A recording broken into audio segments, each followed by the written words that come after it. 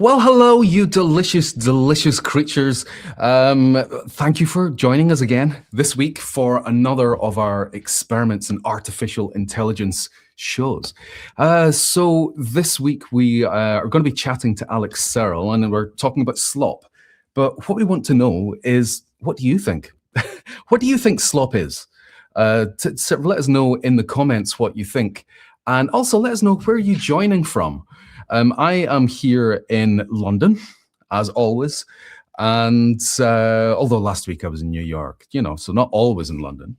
But I want to know where you're joining from, because I'm here, but Alex is joining us from somewhere really quite exotic. And when you'll see his background, you will see how exotic that is. So here we go. We're going to kick into this topic right away, because this is a beauty. This is a real beezer of a topic that we're covering here. And there are a lot of people who have got very strong opinions on this. And we want to talk about it because I think that slop is a lot more than just this phrase. It was one of the phrases of last year, made it into the dictionary. But it's more than that. We want to talk about the ramifications of it, what it means for business, what it means for people as humans. So we can see people coming in here at the moment. Fantastic. We've got Kim in Denmark. Hi, Kim. Thank you for joining us. David Hunter. Hello, David, in Denver. Brendan, South Africa. LinkedIn user, it says. Ontario, Canada. So somebody's got a security setting there. Oh, fantastic. San Diego, Chicago, Barcelona. Hello from Atlanta. Great. So we've got lots of folk joining us already. That's brilliant. We really want you to be alive in the comments. I'm going to be keeping an eye on what you are saying. Great. Vancouver here. I'm going to be keeping an eye on what you're saying, and we want your questions so that we will do our best to answer them. So let's just kick this off. Let's get into it. And I think I go to this tab here. I'm going to give you an introduction to Alex, except I'm not going to give the introduction to Alex, because the way that we do this is we get AI to do a sarcastic and not very flattering introduction to our guests every week. And here we go. This is a slightly pompous music I've added to this. Let's see what we think. Oh, brace yourselves. Alex Searle is here, the fearless leader who's on a mission to stop your team from having a meltdown every time you update the software. Yes, after 4 entrepreneurial escapades, because clearly he just loves a challenge, he's here to ensure you adopt new tech without losing your precious human touch. Founder of Humble Mind, because let's face it, someone had to be, he's here to make sure your team stays connected while everything around them goes digital. So let's give a warm, slightly bemused welcome to the guy making sure you don't lose your mind or your humanity while adopting tech, Alex Searle. There we go, Alex. Hello. Brilliant. That was good. Now, put this pompous music. Do you want to hear the other version? I put some different music. I'll play a little bit of this one. This is a different version of the intro with it's maybe more your kind of thing. Oh, brace yourselves. Alex Searle is here, the fearless leader who's on a mission to stop your team from having a meltdown every time you update the software. Yes, after 4... Yeah, that's for the kids. Bo. So, Alex, we've got an interesting background there. That is not a virtual background. Could you tell us where you're joining from? Yes, I am currently in Norway. No, I'm joking. No, I am in Costa Rica. I'm in Costa Rica. I'm joining you from Costa Rica here. I've got this amazing view. I won't turn it around just because I don't want to offend anybody, but I've got this amazing view of looking over the Pacific. Yeah, sitting comfortably here with my podcast set up. My goodness. And what are you doing in Costa Rica? Well, I'm working remotely, running my businesses, keeping the lights on, doing everything as usual. And we've decided to take an adventure year this year with my family. I've got 3 kids, 3 little chickens, and we found an amazing school for them here where we are. But also we wanted to, just get out a little bit from our normal home in Spain, where we've been for the last sort of 7 years. And we're loving it. We've just come here. Actually, we've only been here for 3 weeks, so Wow. we'll be here for the next little while. Yeah. Oh my goodness! Well, that's definitely not a sloppy thing to do. That's absolutely amazing. I'm slightly envious of you being able to have like an international life You're like that. always welcome. Yeah. Right, I'm booking a flight right after this show's done. Brilliant! I'll be coming over. So let's kick off this discussion about slop, because we can see in the comments we've got a whole bunch of people joining us here.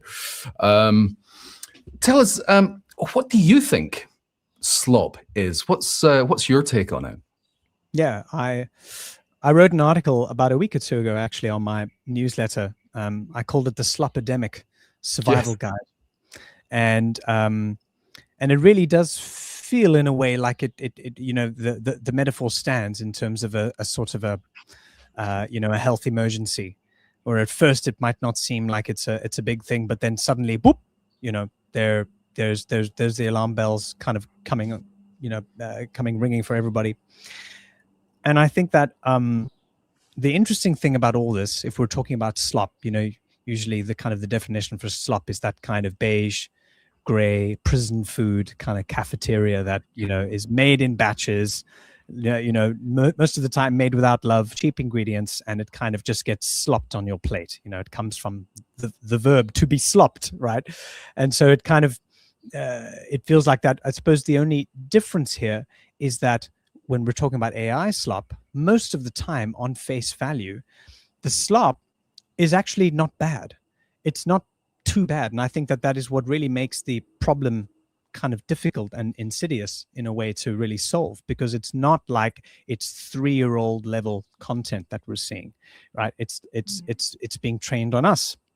It's being trained on what we've been talking to it and what it's been exposed to over the internet and all of that. So naturally it will reflect, I suppose, the best and the worst, but it also means that to put a LinkedIn post together, to put a book proposal together, to put together a good article that has done the research, all of that, compared with the amount of time that it would normally take to do that before 2022, OpenAI, ChatGPT, on balance, there's a lot of good things that we get from it, even if it is slop, even if it is. So my kind of opening remark here is that slop is difficult to sort of, catch in a way, because a lot of the time it's not terrible. And that is what kind of contributes to this problem, because it's all kind of vanilla, but it's vanilla in a sort of a mostly quite usable way. So there's kind of a way that I look at slop is when we sort of look at, let me see if I can find something here that will be I can use. All right, I'm going to pick up this poll. This poll here is going to be, this is adequacy. And AI tends to produce adequacy. And what happens is when people have got zero skills, they go to AI and they get adequacy. Yeah. But anyone that's got higher skills and have developed judgment over the years, and this is the people who have, like, for example, somebody who could be a video editor, and that they might have spent 20 years developing this skill, understanding the software, getting good, looking at stuff that's good, discussing with their colleagues what makes it good, and developing a really refined taste and judgment. These people are then up here looking down at this and going, that is terrible. I would never let that go because my quality standard is up here. But people who don't have that level of judgment, that level of skill, are looking up at this and going, this is amazing. I'm going to let that go. And it's like, it is this thing where it's adequacy that we're getting with slop. We're not saying it's terrible. We're saying it's stuff that's just, but people are using it for the wrong reasons because they don't have the taste and they don't have the judgment.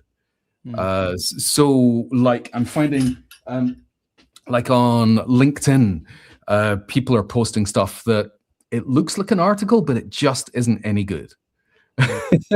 But they're still getting lots of likes, which is the thing that I find really bizarre. So do you think that the audience, the people who are actually liking and responding to this, have got a responsibility as well as the creators? I think so, for sure. I think it's always a two-way street. A lot of the time, though, perhaps some of that accountability is missing because a lot of the people in the audience might be doing exactly the same thing. And so, might not want to rat each other out in that particular way but yeah, I mean, I totally agree with the metaphor there, where it kind of makes the substandard instantly possible or adequate, and there's a real kind of very fast, almost costless experience to doing that, to suddenly finding the right word, to suddenly, making it seem like, yeah, okay, that's possible, but then there's also something to be said about that, the fact that an editor, an artist, perhaps someone who has honed their craft for 20, 25 years, it's easy for them to go, oh, no, that's not good. And that comes from that sense of taste and judgment and the kinds of things that are really not, I wouldn't say they're not teachable, but they're harder won skills and sensibilities. Yes. And there are these sorts of affinities and things that really, I think, come from life experience and lived experience, and the kinds of things that are difficult to replicate because it's your perspective, it's your way of seeing things. You decided to go backpacking in the Balkans when you were in your 20s and make some terrible decisions and lost your money. All of those things influence the person who you are today and how you show up when you write something, and how that then, I think, still helps to elevate you from a lot of the slop, which is really just reformatting and refactoring everything else. There's no new ideas in slop. New ideas comes from the unexpected places where the slop is maybe not looking. So there's a real premium there, and there's a real premium on doubling down and going deeply into that life experience and those kind of curious perspectives that I think are only going to become more of a human premium as we go. Because I don't think slop's going anywhere. Yeah, I mean, I was actually going to ask there. Do you think that this is? I don't think it's going anywhere, but I think it might abate slightly. I've got this kind of opinion that it's we're on a seesaw here, and what's happened is that for people to be able to produce things like pieces of film, writing, images, people haven't had the skills and ability to do that. And at the moment, suddenly they get it, and everyone's rushing at this. Yeah. And I think that is maybe we've got that everyone rushing at something new, and that it will start, the seesaw will start to balance itself out, and hopefully we'll see less slop as time goes on.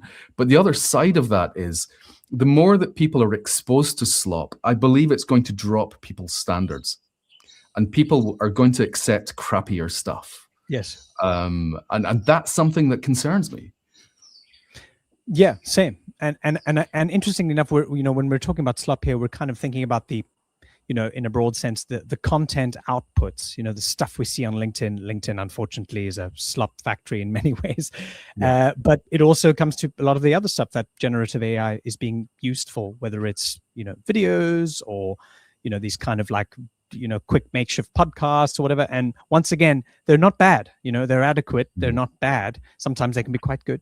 But I find the real kind of slop factor doesn't come at the end of what is produced as an output. I find the real crime committed, if you like, happens at the beginning.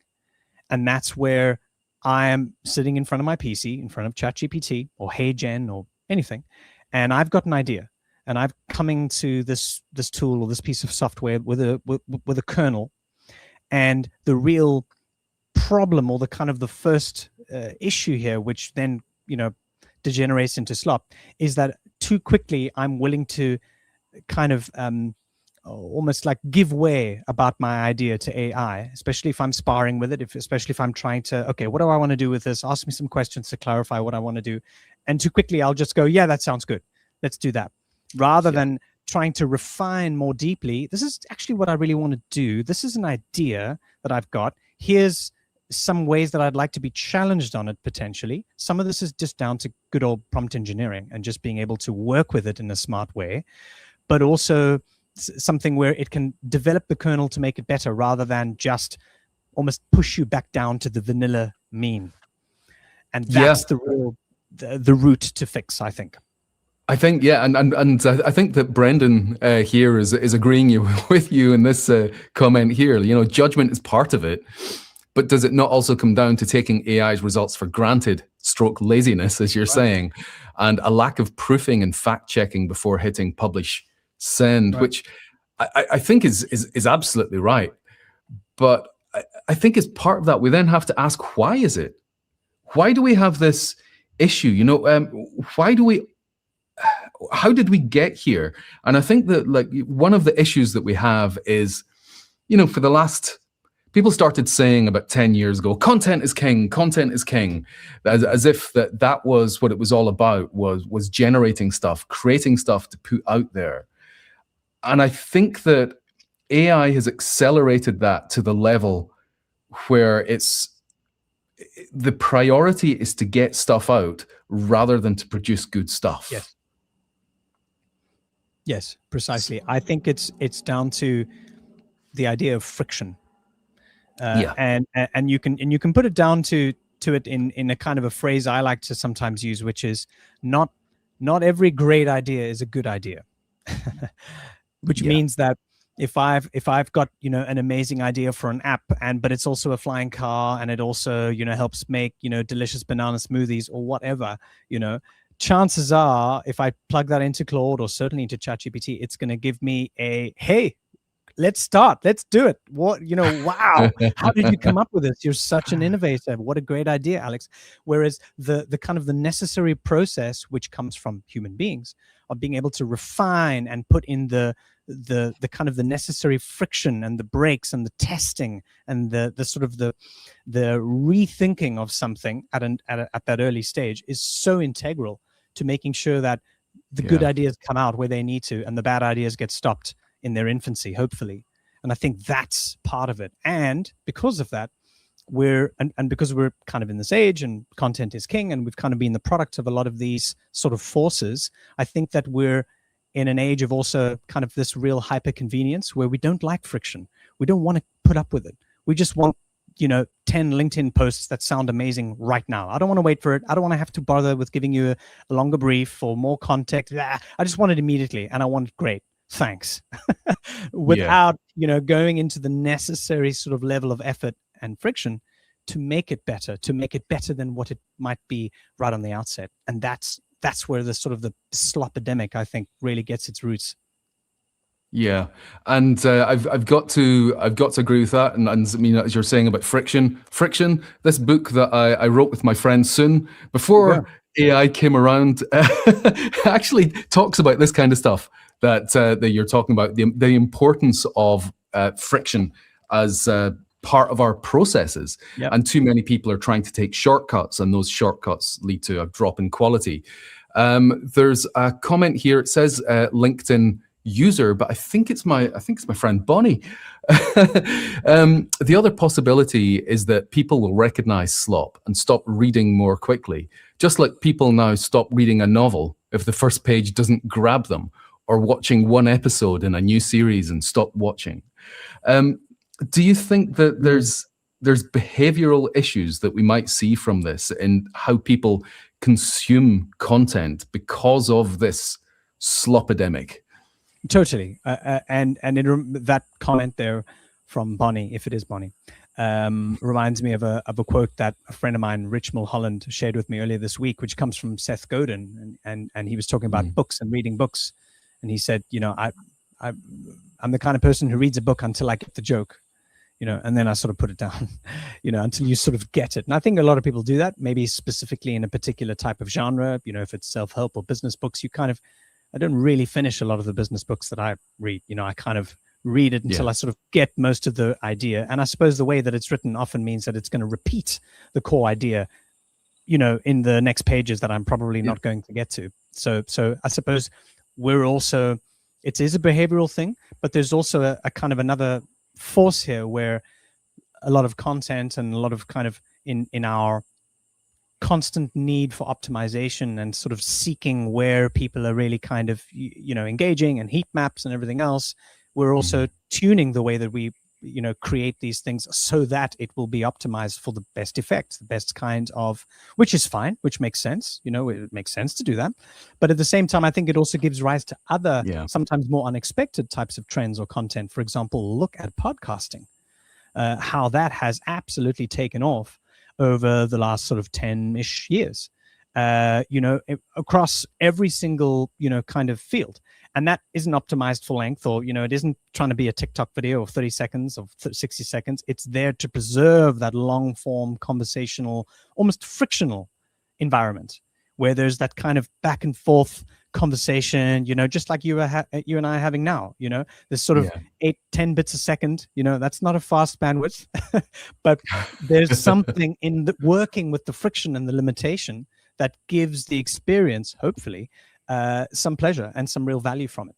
So yeah, I think that these things can be kind of understood in how we're optimizing for them, but also it does create new pathways, new areas where we can find unexpected bits of content, unexpected value in these new places, which is good. So let's talk about the impact it might be having on business. I did a bit of research as I sort of start thinking about the show. I start bringing research together and sort of seeing what are the different sides to this. And one of the things I was interested in was what's actually happening in business. So this was something that came out just a few weeks ago. This conference, GPT-0, they found that there are 100 hallucinations, 100 new hallucinations in accepted papers. So these papers had been accepted to this academic conference, and in those papers, they found over 100 hallucinations. So we're finding this making its way into academia. And this is from Stanford. This was some studies that they're doing where they're finding that they can detect AI created content and hallucinated citations in double digits worth of papers. So new academic papers, we're finding that more than 10% of them have got detectable AI generated content and hallucinated citations. Then here, this was a fantastic thing that Deloitte should be deeply, deeply embarrassed about this, where the Canadian government paid them over $1 million for a report. And the report had hallucinated sections in it. So we've got work slop happening here. And Deloitte had done this. They hadn't checked. They still charged the Canadian government over $1 million for it. And well, there we go. It had stuff in it that somebody should have gone to the effort at least of checking before they sent it over. We're finding here as well that we're in the world of law, that we're also getting lots of AI-generated citations and hallucinations in law. This is creating a problem. We're finding it's a problem in corporate communication as well, where there's lots of stuff that's making it out there from companies that is in fact hallucinated. It's not been checked. Then we've got the problem with investments as well, so that some of the information about investments is also made up. All the stuff coming from lawyers that are using citations for cases that don't exist. This is having an impact on business. And what risks are you seeing for companies at the moment when it comes to slop in the workplace? And in the comments, please tell me if you have seen slop in your workplace or in other people's workplace. Have you seen slop that should have been tidied up and just people are putting stuff out and not checking it? Anyway, Alex, what are the risks that you see in business? Firstly, just a reflection on what you showed us there, and there's tons of those sorts of examples. It's interesting how there's a kind of a human tendency to sort of think that if you can get away with it, you'll have a go. And maybe sort of putting in some AI generated content in the middle of a medical journal or a legal paper where you think maybe people aren't paying attention in the way they would, increases the kind of the amount to which you're going to have a go at trying to kind of just see, well, would they pick it up? So that's an interesting one, and I suppose something worth diving into. In my own work, not just personally as an entrepreneur, content creator, but also I have a kind of a part-time role within a business called the VUCA Group, and I am their head of kind of AI and human enablement. And I'm finding, firstly, the kind of the general strategy and the uptake is actually really good within that business. There's over 100 people in that business. They focus on conferencing and events, and the kind of the ability to really kind of integrate AI in a problem-solving capacity rather than novelty capacity. In other words, it's not about how much, crazy fancy tools I can throw at something, but rather like, I've got a problem. Let's see how I can use AI to help me in, remedying this particular problem is pretty good. So I'm finding that's working well. There is always a little bit of slop, especially when it comes to, an internal company memo or a policy or something. You can easily see that these things are generated. But at the same time, I think that we're going to change. I foresee that a lot of our tolerances around these things are going to slowly become eased and relaxed, because there's no getting away from it. Just like, people used to get pissed off when you used to misspell a word when sending text messages. Yeah. Now, it's okay. It's fine. We just do it, So it's like language, you sort of adapt to where the usage is. So I think that there's going to be an element of that. However, when something is, there's always that kind of balance with like, it's okay that you used AI, but does it mean that you took no extra time in having a second look at this? Did you literally copy and paste this straight from Gemini? And that's, I think, where people are worried about, where it might not necessarily be slop, but because I think you didn't take any time to really consider what you were doing, I'm automatically putting this into the slop category, and I'm thinking less of you as a teammate or a colleague. So I think that that's part of the impression that I think sometimes needs to be managed there. The good thing is that I think a lot of the time that can be really remedied quite quickly. Just Control F, get rid of some of those long M dashes, take away some of those double quotation marks. There's a few easy ways to not just cover your tracks, but I think make it feel like you really have taken a second read through this, because that's where that necessary layer of a little bit of human consideration still is super valuable. I mean, that kind of stuff, that's kind of the superficial stuff, surely, if we're sort of talking about removing the M dashes and the things that are giveaways for AI. But it's the content itself and the misinformation that ends up wheedling its way in there is the stuff that's harmful. I love this comment here from someone's not quite sure who it is. Again, the system here doesn't always pick up the name. Not only is it about detecting the slop, but how to broach it with a colleague or someone else. I'm concerned about AI shaming. It may be an opportunity to learn, a teachable moment. And I think that this is an important thing. If we spot AI slop, how do we deal with it? How do you speak to someone in a way that doesn't feel as if it's AI shaming or belittling? Because we already know that there is an issue that if it's obvious that someone has used AI, it is reduced in quality. The whole thing is reduced in quality in other people's eyes. And that this isn't even as well. There was a study that came out at the beginning of the year, or I think it was the end of last year, December, that looked at developers and how developers' work was judged when it was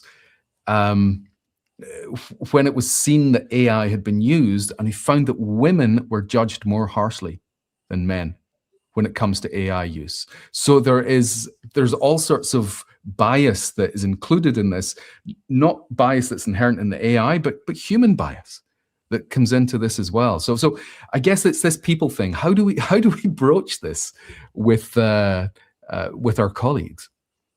I think, specifically at an organizational level, I think it's really important for leadership to be able to have a united sort of posture on AI usage in general. Yeah. So for example, and it's funny using the term AI shaming, that it's very evocative, and I can think of a couple examples right away where that would have been the right kind of way to define what was happening. But I think that if leadership can unite on the idea of like, if you're using AI and you're trying to incorporate it in your workflow and you're trying to learn from it and you're trying to just dip your toe in, that's already an advantage. That is a good thing. That's a good thing. And don't demonize that, because it's easy for that to be the message. It's easy for that to kind of go, well, don't even go near it if you're not going to sort of use it properly. Experimentation, testing, a little bit of a messy start is what happens. It's what happens when we jump into new technologies, when we started using WhatsApp or email, or it's always going to be the same kind of adoption curve. It's going to be kind of messy, and then a few years later we're going to start to figure it out. So I think that's part of it. At the same time, there's a lot to be said about really sort of pushing for not just team adoption, but individual adoption. And what that means is sort of being able to work out whether it's an AI sort of usage plan or a strategy with a small team, or even at an individual level, and say, okay, what are the current things that you're trying to fix right now? Get better at, speed up, improve, reduce cost on. What are those things? Start with the problems. Start with, what we're actually trying to do. Don't talk about AI yet. Just talk about what you're trying to get right in your role. And then being able to kind of go, okay, well, where can we get curious about some of the possible tools and possible fixes that AI can help to see? Maybe it doesn't make an effect, maybe it does, but embracing the experimentation for what it can give, rather than, oh God, it's just going to be riddled with errors, because then we're missing 100% of the shots we're not taking. So I think changing, So absolutely. I think there's also, when we're looking at AI stuff, the impact that AI is having across a lot of organizations in people's roles is it's changing their roles in a way that doesn't necessarily feel positive to the person. So as somebody who was working in the creative industries, creating stuff was really important to me. And I've got to be honest, when I then became a creative director and people were bringing their work to me, a lot of the time that was quite a demoralizing situation. My job checking work was not something that I particularly found rewarding or valuable to me as a human being. It was an important part of my role, but it was not something that really fed my soul in any way.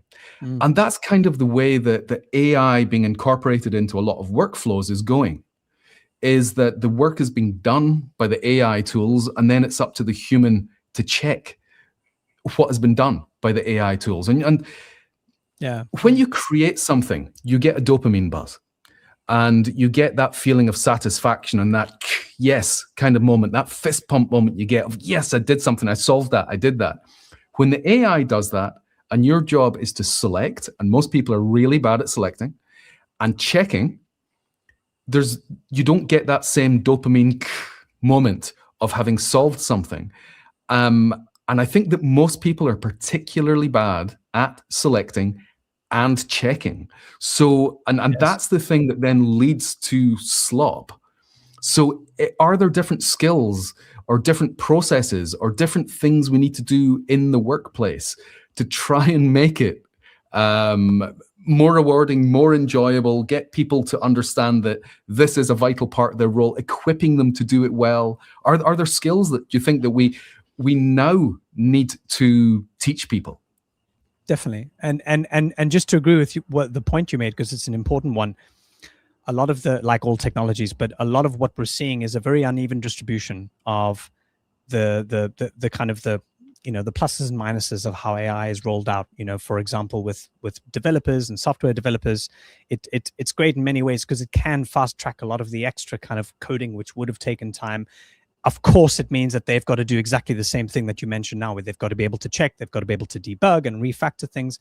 But that does bring that kind of sort of immediate efficiency to it, whereas maybe that's slower or less fulfilling, less rewarding in other more creative applications too. So there's always that slightly uneven way of distributing those kinds of results.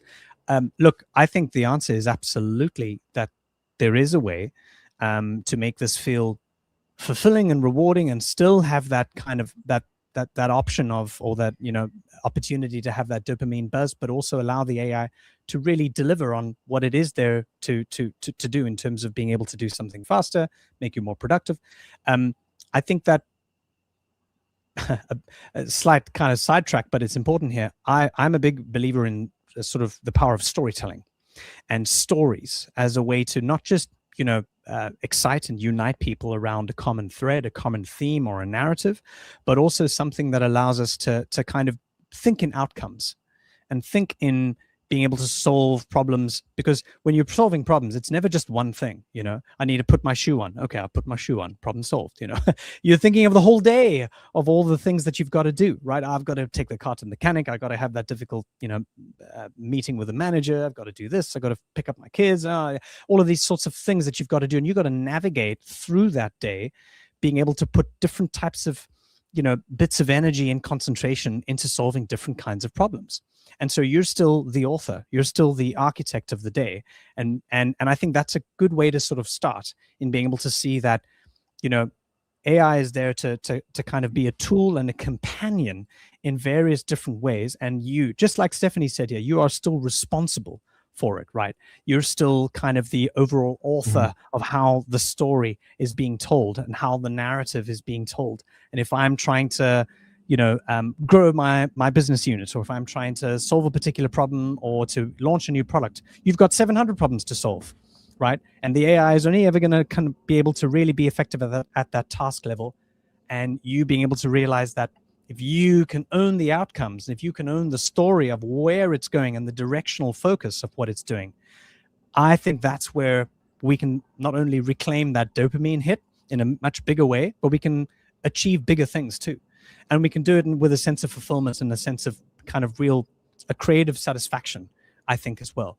Not just the thing that I need to do in terms of tasks, but the overall outcome that I'm aiming for. It's really about trying to make us think more strategically. I think that's the real opportunity. And that's where the fix comes from. Yeah.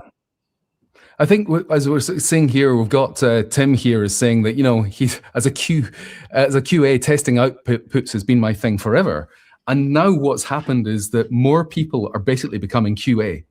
Yeah. As the AI is producing the work, assessing the quality of it is now a vital thing. It's one of the things that I've been talking about a lot over the last year with some of our clients at the Gen AI Academy, is that judgment is possibly the most important thing to be teaching within your organization at the moment. Because when the work is being created and you've got an AI that, like a fire hose, it can spray out 1,000 different variations or ideas in a matter of minutes, then the human's job becomes that QA job of being able to judge and being able to spot what is the thing that best solves this problem. And most people have been pretty bad at judgment, but judgment has now become vital. And, I think sort of looking at slop has always been around, and it comes from a judgment problem. So when I worked in the advertising industry, I would look around and I reckoned that 90% of ads were complete crap. And I think now it's up to 99% of ads are complete crap. And I think that we've got this erosion of judgment. And there was a study again that came out in December that was looking at judgment, and it showed that people who outsource their judgment to AI tools, in fact, damage their own sense of judgment and damage their own confidence in their own opinions. And that, I think, is one of the sort of problems that we have. When judgment crumbles, that's when the crap gets through, because basically you have poked holes in the sieve and lumps are getting through that should never have got through in the first place.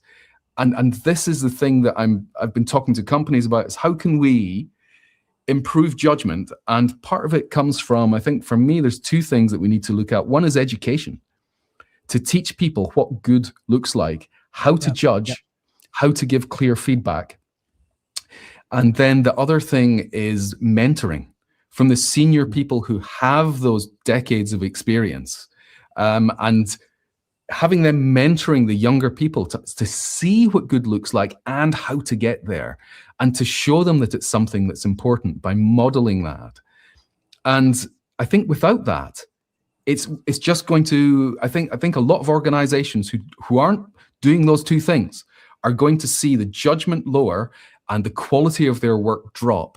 And then that is going to have a long-term impact on the company. And that all comes from a myopic focus on trying to make money out of productivity. Totally. And failing to look after your staff. This is something you're quite passionate about, is the people side of things. Talk a little bit about that sort of looking after your people. Yeah, absolutely. And it follows on from what you said about mentorship, actually, because I've seen not only that work well, but I've also seen reverse mentorship work extremely well, where there's a kind of a symbiotic relationship in investing in each other as a mentor or mentee in this case. And in the current business I spoke about right now, I'm seeing that work quite well, because you've got a lot of the younger, more junior people who are jumping into these tools. They're learning faster. They're solving problems more quickly because they've got less to lose, and they've got perhaps more time, a little bit less responsibility. And so they're more open to being mentored, to being guided, but they've also got much more of a better sense of the sort of technical knowledge of how to use some of these tools. They can learn more quickly. They can apply these things more quickly, which makes them a useful mentor in the reverse sense as well. They could be mentoring a leader. They could be mentoring someone who's in the middle or closer to the top in like, hey, here's a quick tool. I can show you how it works. Don't worry about, watching a 10-minute YouTube video. I'll just show you 30 seconds here, screen share, and now you'll know how to do it. Great. That's super valuable for me as an executive. If I need to be preparing for a presentation, or I'm trying to collate some results from data instead of trying to kind of trudge along in my way. So I really think that investing in kind of two-way mentorship streets is probably the best way to do it, because not only does everybody get the equal chance to learn and the equal chance to build some respect and some real, kind of relationship credit, if you like, as well. But especially for distributed teams, remote teams, where everyone's busy, everyone's kind of, maybe we only meet in the office once, twice, 3 times a year. That is an incredible relationship builder as well, where I can kind of get a sense of trust. I can come to you with a problem, whether it might be more on the personal side or more on the technical side. And I'm more likely to want to give you a call if I've got something I'm not clear about this. I don't know how to ask the question. Should I use AI? Should I not use AI? I don't know. Let me check in with my mentee. So that's a huge one. And that's a huge one in developing people and allowing people to kind of sort of rise to it. I think that's a big one that we need to also kind of do. There's education. It's funny, some of the things you mentioned about education, you can apply in the same way that it comes to building a good prompt or educating AI in the right way. Show it what good looks like. Show it what crap looks like. Give it context. Give it reference. Be clear. All of these things. Yeah. These are kind of, age-old sort of principles, really. But also something where there's a level of trust in someone's abilities, whether they can do it now or whether they might grow into that role as well. They might grow into, they could have the seeds of something great. They might eventually become a leader. They're not there yet, but you'd want to mentor them. You'd want to kind of, see them grow into that kind of capability that that they could be inhabiting, and talk about a dopamine hit. Talk about something that's rewarding. Developing people. That's why we build communities. That's why we build businesses, aside from making some dough. But we do it because we want to do it with great people. And that matters. I think that matters even more now. And at that point, it's not just a dopamine hit. You've then got two other really important neurochemicals that you get there. You've got oxytocin, that's a love drug. The fact that you've got a connection with another human, which has been, I think, missing a lot in business in the last 10, 15 years. I believe that we've mentorship is something that is the way that all information has been transferred throughout the history of humanity up until the last 10, 15 years. And we've seen that mentorship has dropped. It has absolutely dropped off a cliff. And a lot of organizations are, as you're saying, expecting people to just look at a YouTube video, just ask ChatGPT about that. And we're losing that mentorship connection in organizations. So that's oxytocin. And then you've got serotonin, which is about cementing your place in the hierarchy and understanding that you are valued. And these are really, really important neurotransmitter chemicals. These are happy chemicals that we get. Because dopamine is the one that leads to addiction and all sorts of issues where cortisol then comes in and people get the downer that is associated with that. So you end up with a longing, which is what almost leads to one of the issues that we have with slop, is that people are looking for that dopamine hit of having created something and getting feedback, likes, views, or whatever, which then, once you've had your dopamine hit, you get your cortisol hit, and you feel as if there's a hole in your life and you need to do it again. And I think that understanding the way the brain works, always bring in my little friend here, understanding the way the brain works. I knew him so well. It's, understanding the way the brain works, I think, is a really important thing to understanding how we should be using AI within the workplace. But I can't believe we've been at this for 45 minutes, and it's time for us to wrap it up. And obviously, there's a lot more for us to here, and it might be something that we need to return to here, Alex, because it's obviously that you can see in the comments. There's lots of comments going on there. It's fantastic. Thank you, everyone, for getting involved. Alex, you help organizations with this as well. Do you want to talk a little bit about how you help and what you do? Yeah, for sure. So there's two kind of main areas that I focus on, and these are also real kind of areas of passion for me.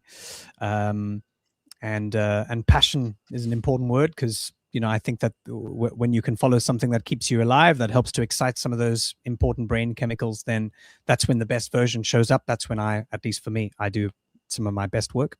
So I focus on storytelling and sort of narrative development at a leadership level, at an organizational level, to be able to do exactly what I said earlier, to be able to sort of articulate and own the outcomes that we know we want to be able to move towards as a business, as a team, and even at an individual level.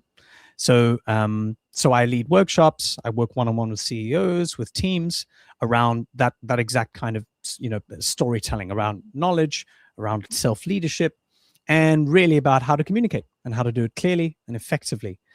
Then the other side of it is around community building.